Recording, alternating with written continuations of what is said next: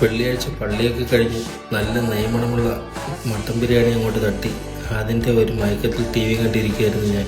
സത്യം പറഞ്ഞാൽ റൂമിൽ നിന്നൊന്നും അനങ്ങാൻ പോലും എനിക്ക് മടിയായിരുന്നു. അപ്പോഴാണ് ഈ രണ്ട് ഐറ്റങ്ങൾ കയറി വരുന്നത്, നമ്മുടെ ഹസനും അഫ്സറും. ഹസൻ ഉടനെ നാട്ടിൽ പോകാനുള്ളതാണ്, അതിൻ്റെ കുറച്ച് പർച്ചേസിങ് ടെൻഷനിലാണ് കക്ഷി. അപ്പോഴാണ് അഫ്സറിൻ്റെ വിശ്വവിഖ്യാതമായ ഐഡിയ വരുന്നത്, നമുക്ക് അൽക്കോറിലെ അൽബൈത്ത് പാർക്ക് വരെ ഒന്ന് പോയാലോ എന്ന്.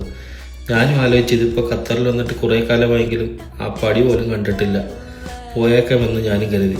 അങ്ങനെ മടിയൊക്കെ മാറ്റിവെച്ച് ഞങ്ങൾ അൽക്കോറിലേക്ക് വണ്ടി വിട്ടു.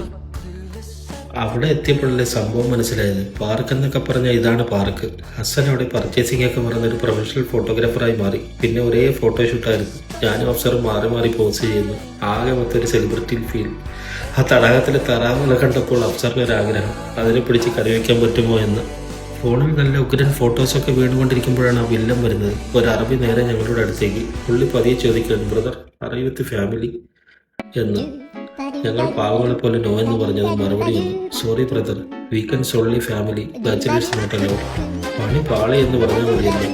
അഫ്സർ എവിടെ പരിപാടി അവതരിപ്പിച്ചാൽ ഇതാണ് അവസ്ഥ. എടുത്ത ഫോട്ടോസും വാരി പിടിച്ച് ഞങ്ങൾ അവിടെ നിന്ന് നൈസായി സ്ഥലം വിട്ടു. എന്തായാലും പർച്ചേസിങ്ങും പോയി, നടത്തവും പോയി. അപ്പോൾ ശരി, അടുത്ത ബാച്ചിലർ അടി കിട്ടുന്നത് വരെ ബൈ ബൈ.